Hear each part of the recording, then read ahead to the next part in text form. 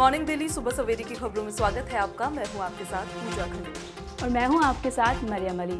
चलिए नजर डालते हैं आज की बड़ी खबरों पर और दिल्ली से जुड़ी खबरों पर। दाऊद इब्राहिम कराची के एक अस्पताल में भर्ती करवाया गया है और सोशल मीडिया पर यह दावा किया जा रहा है कि उसको जहर दिया गया है। पूरा मामला क्या है देखते हैं। Most wanted underworld Dawood Ibrahim को लेकर सोशल मीडिया पर चर्चाएं तेज है। दावा किया जा रहा है कि दाऊद को कराची में जहर दिया गया है। इसके बाद उसे अस्पताल में भर्ती कराया गया, जहां उसकी हालत काफी गंभीर बताई जा रही है। हालांकि इसको लेकर अभी तक कोई पुष्ट जानकारी सामने नहीं आई है। दरअसल सोशल मीडिया पर तमाम यूजर्स ने ये दावा किया है कि दाऊद इब्राहिम को कराची के अस्पताल में भर्ती कराया गया है। दावा है कि किसी अनजान शख्स ने उसको जहर दे दिया। इसके चलते दाऊद को अस्पताल में भर्ती कराया गया।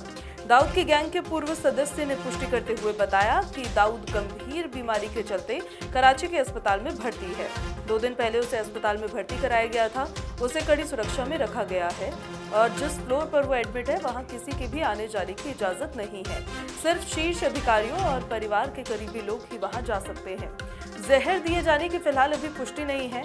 हालांकि बताया जा रहा है कि मुंबई पुलिस के अधिकारी दाऊद के करीबी रिश्तेदारों से भी इस बारे में अधिक जानकारी लेने की कोशिश कर रहे हैं। अयोध्या की बाबरी मस्जिद में 1858 में हवन और पूजा पाठ करने वाले निहंग सिख अब राम मंदिर के उद्घाटन पर लंगर चलाएंगे। जी हां, निहंग सिखों की 8वीं पीढ़ी के बाबा हरजीत सिंह रसूलपुर ने कहा कि वो अयोध्या में लंगर लगाकर भगवान राम के प्रति अपने पूर्वजों की भक्ति को आगे बढ़ाएंगे।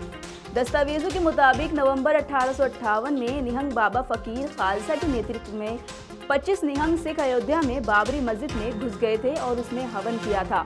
इसके अलावा निहंगों ने मस्जिद की दीवारों पर राम राम भी लिख दिया था और भगवा झंडा फहराया था।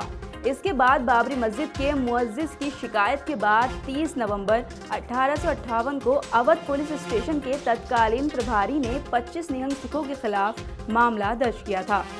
और चलिए खबरों में आगे बढ़ेंगे। संसद घुसपैठ केस में जो आरोपी थे उनके फोन बरामद हो गए हैं। राजस्थान से उनके फोन के जले हुए टुकड़े मिले हैं। संसद घुसपैठ केस की जांच कर रही दिल्ली पुलिस ने घटना के 4 दिन बाद सभी आरोपियों के फोन बरामद कर लिए। घुसपैठ का मास्टरमाइंड ललित झा सभी आरोपियों के फोन लेकर फरार हो गया था। उसने चारों आरोपियों के फोन जला दिए थे। दिल्ली पुलिस की इन्वेस्टिगेशन टीम ने फोन के जले हुए टुकड़े राजस्थान के नागौर से बरामद किए हैं।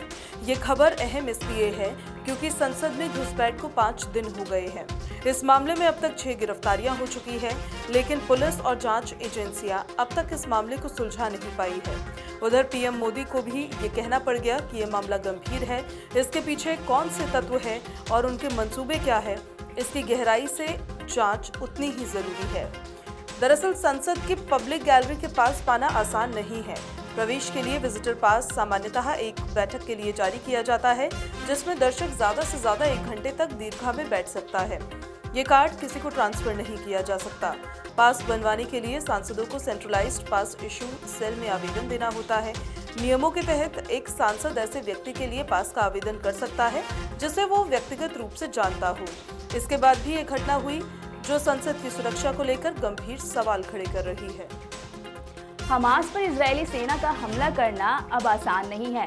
उसकी वजह है हमास के गाजा में बनी 2500 से ज्यादा मजबूत सुरंगें, जिन्होंने इजरायली सेना के नाक में दम कर दिया है। हालांकि इजराइल भी हार नहीं मान रहा।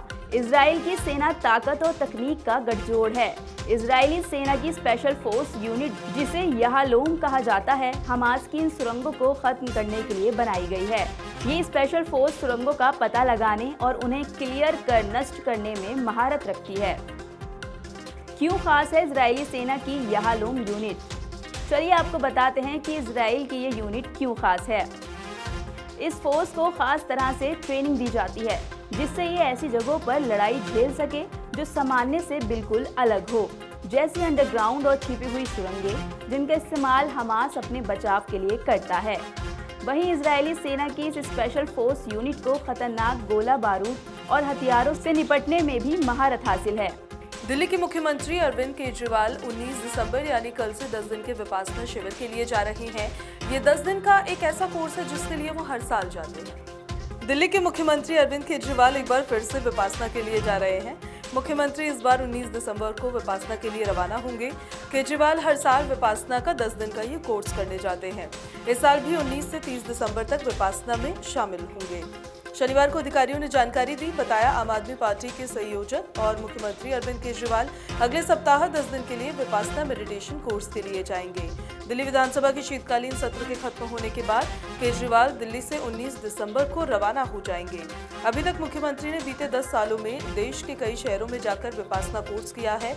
हर साल 10 दिन के लिए मुख्यमंत्री इस कोर्स के लिए जाते हैं। विपासना एक प्राचीन भारतीय ध्यान तकनीक है। राजधानी दिल्ली में लगातार ठंड बढ़ती जा रही है। लोगों को ठिठुरन का एहसास होने लगा है। वहीं पहाड़ों पे बर्फबारी के बाद और ज्यादा दिल्ली में ठंड बढ़ गई है।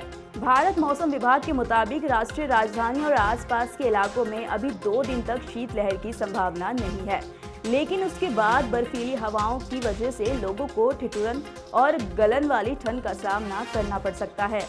IMD के मुताबिक पश्चिमी विक्षोभ की वजह से मौसम में तेजी से बदलाव जारी है। दिल्ली का पारा गिरकर 6.5 डिग्री तक पहुंच सकता है। भारत मौसम विभाग के अनुसार पश्चिमी विक्षोभ के प्रभाव से पहाड़ों पर बर्फबारी शुरू हो गई है, लेकिन दिल्ली और आसपास के इलाकों में इसका असर 2 दिन बाद दिखेगा। दिल्ली में रविवार को न्यूनतम तापमान 6 रहा है, जो सामान्य से 2 डिग्री सेल्सियस कम है। आगामी 2 दिनों तक तापमान 6 से 7 डिग्री सेल्सियस के बीच रहने का पूर्वानुमान है। तो ये थी वो बड़ी खबरें जिन पर आज लगातार हमारी नजर बनी रहेगी। ऐसी खबरों से जुड़े रहने के लिए आप देखते रहिए नवोदय टाइम्स।